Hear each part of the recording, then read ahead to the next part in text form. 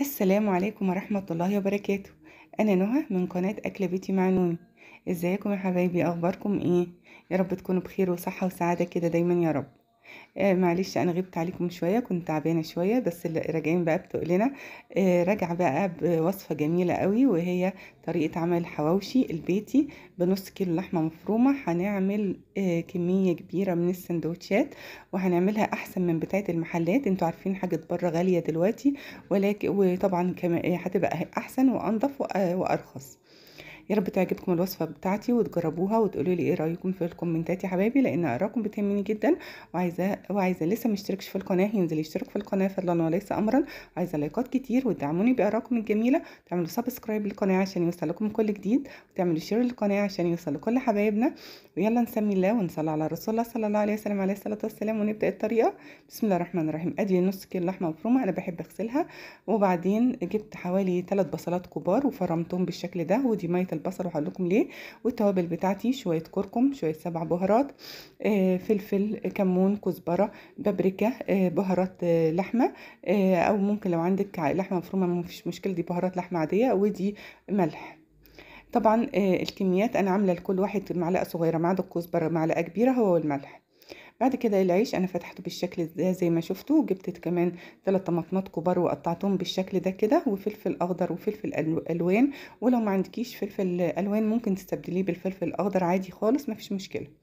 جبت بقى الزيت بتاعي، وبصوا بقى يعني انا بستنى لغايه ما يسخن كده. وبعدين اول حاجه هعملها هنزل بالبصل اللي انا فرماه دلوقتي اهوت. طبعا ما تفرموهوش قوي قوي، احنا عايزينه عشان يبقى باين في اللحمه، يعني بتفرميه نص فرمه كده.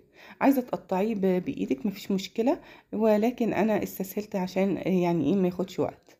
طبعا لان انت طبعا لازم تعملي كميه كبيره من البصل، لان زي ما انت شفتوا كان مالي الطاسه ازاي. وبعدين لما طبعا تبل او يعني بدا يعمل يستوي، فبدا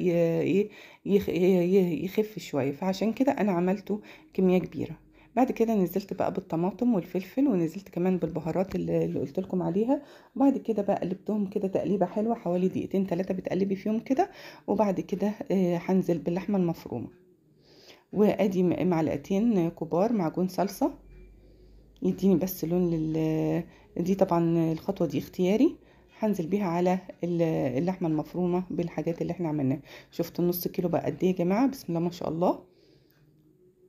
عشان كده قلت لكم انا هقول لكم دلوقتي هزودها ازاي. ونزلت ما تنزليش بميه البصل كلها، بشويه ميه بصل بس كده، اللي هي ايه تساوي اللحمه المفرومه. ممكن تحطي ميه عاديه ما فيش اي مشكله، نص كوبايه، ولكن طبعا ميه البصل هتديه طعم احسن. وخصوصا ان طبعا الكشري سوري الحواوشي بتاعنا، يعني انتوا عارفين اللي هي اصلا الاكل المصري الحواوشي والكشري من احسن الاكلات المصريه.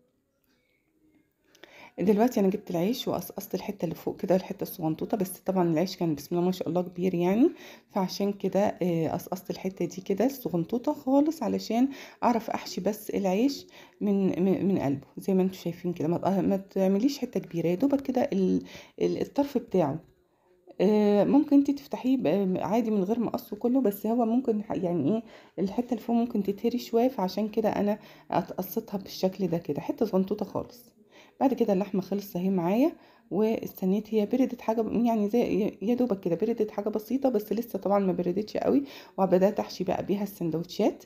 بس لازم طبعا الميه اللي تكون فيها تكون نشفت، علشان ما العيش ما يبشنش منك. بعد كده بقى هبدأ احشي العيش اهوت، وتبداي تفردي بايدك كده وبالمعلقه زي ما انتم شايفين انا بعمل ازاي، علشان يملأ الرغيف من جوه. شايفين بسم الله ما شاء الله مالي الرغيف ازاي. هجيب بقى صينيه الفرن بتاعي، وادهنها بالزيت كده زي ما انتم شايفين.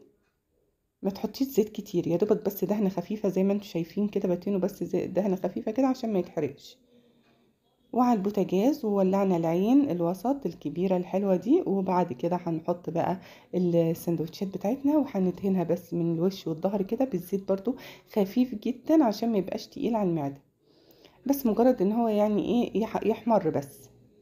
شايفين اهوت انا عملت معاكم اهي. وهبدا بقى ارص بقى ايه في الصينيه بتاعتي. ما عندكمش صينيه فرن زي دي كده، بالصواني بتاعتنا اي صينيه مش هنقف على حاجه. حلو الكلام، حلو الكلام. دلوقتي انا حطيت 4 ترغيفه. طبعا لازم تكوني بتبشريه وما تعليش العين قوي، تخليها وسط كده علشان ما يتحرقش منك، لان طبعا العيش ما بياخدش وقت. وتخليكي واقفه جنبها. شايفه انا لو مش واقفه جنبها يتحرق. شايفه يعني مجرد ان انا بقلب بس كده حته صغيره كده خدت. لازم تبقي واقفه جنبه، مش تحشي وتسيبيه على النار، لا لا لا، لازم تقفي جنبه بالشكل ده كده. حلو الكلام اهوت. بصوا بدأ يوشه ظهره يحمر ازاي، وفي نفس الوقت ما تحرقوش لان انا واقفه جنبه على طول. يا سلام على الجمال ولا الريحه اللي طالعه عليا. انا جعت. يا رب تعجبكم الوصفه بتاعتي كده وتجربوها. وصفه في منتهى الجمال وسهله جدا. يعني لو انت مش لاقي حاجه تعمليها، ممكن تطلعي كيس لحمه مفرومه كده نص كيلو وتعمليه. مش هياخد منك وقت خالص، وعلى البوتاجاز ولا فرن ولا هنعمله في ورق فويل ولا الحوارات دي خالص. على البوتاجاز وزي الفل كده. ونحطه بقى في ايه، في الاطباق وناكل وبالالف هنا وشفا. شايفين جمال. ابدا اعمل الكميه كلها بالشكل ده. شايفين انا عملت كام رغيف معاكم يا جماعه. شايفين لازم تقلبيه شمال ويمين كده. طبعا اللحمه بتاعتنا مستويه. اما لو هتعمليه طبعا في الفرن، لا طبعا مش هتكون اللحمه مستويه. لازم بتحطيها نيه عادي خالص، وبعدين بتغطيها بالورق الفويل والكلام ده. ولكن احنا عملنا كل حاجه على البوتاجاز، ما فتحتش الفرن بتاعي خالص خالص. سهلة جدا. يعني لو جاية من مشوار، كنت في الشغل وراجعة، كنت في سفر، هتعمليها مش هتاخد منك اي وقت. يعني لو قلتلك نص ساعة يبقى كتير. شايفين الجمال والحلاوة يا جماعة. شايفين منظر الرغيف. بعد كده بقى الطحينة بتاعتي اهيت. شايفين اهيت الطحينة بتاعتي. هجيب بقى ايه، الطحينة هي طحينة عادية خالص، يعني خام لسه. انا بحب اجيب الطحينة الخام ديت بالكيلو كده. جبت شويه زي ما انتم شايفين. وبعدين ديت على فكره بتاعت المحلات عشان تكونوا عارفين. هو بيحط لها عيش كده بالشكل ده. وبعد كده بتبداي تعملي العيش، تصفيه كده من الميه اللي فيه زي ما انتم شايفين بعملها ازاي. وبعدين تبداي تحطي الكميه اللي انت عايزاها على بس ما تكتريش قوي عشان تبقى الطحينه باينه. يعني بص انا عملت كميه كبيره، بس حسيت ان كده هتبقى كتير على على الطحينه، فحطيت حوالي معلقتين 3 بس من العيش اللي انا عملته. يعني ممكن تقولي كده رغيف. ويفضل يكون عيش ابيض زي ما شفتي كده. وبعدين حبة كمون وحبة كزبرة زي ما انتم شايفين وحبة ملح. وضربتها في الخلاط يا سيدي على الجمال والحلاوة. فصين توم بس معلش ما تصورش معايا. دي بقى وبتاعت المحلات. شايفين ولا تقيلة ولا خفيفة، بتبقى حلوة جدا. وهنحط بقى معلقتين زيت كده زي ما انتم شايفين على الوش. عايزه انت تضيفي اي اضافات او عندك اي اضافات انت اعمليها براحتك. بس هي دي بتاعت المحلات اللي احنا بناكلها في، يعني اللي بتشوفيها في المحلات هي دي الطريقه. ما بيعملكيش طحينه صك كده، او ما بيعملهاش كده خام، لا هو بيعملها بالشكل ده. واحنا كمان في بيتنا بقى يعني حاجه نظيفه وجميله ومضمونه. وفي نفس الوقت بتتحكمي في كميه الطحينه وفي كميه العيش. شايفين بقى الجمال والحلاوه يا جماعه. شايفين كام رغيف. بسم الله ما شاء الله. يعني عملت معايا حوالي 8 ترغفة. بس الولاد طبعا جاعوا فكلوا. فانا قدمت معاكم دولت. حطيت بس شويه كزبره، او ممكن تعملي انتي بالبقدونس مش مشكله، بس احنا هنا عندنا ما بناكلوش بقدونس قوي. فرشيت شويه كزبره. وجبت الشيبسي اهوت. بصراحه انا جبت شيبسي جاهز المره دي. وهنحط بقى السندوتش فيهم كده. بصوا الجمال يا جماعه اهو. هنحطه بقى ونقطعه كده مع بعض كده نجربه. شايفين طري طالع زي الفل، ولا هو مهري ولا هو ناشف. طالع مظبوط وجميل جدا. شايفين الجمال. هنقطعه مع بعض اهوت.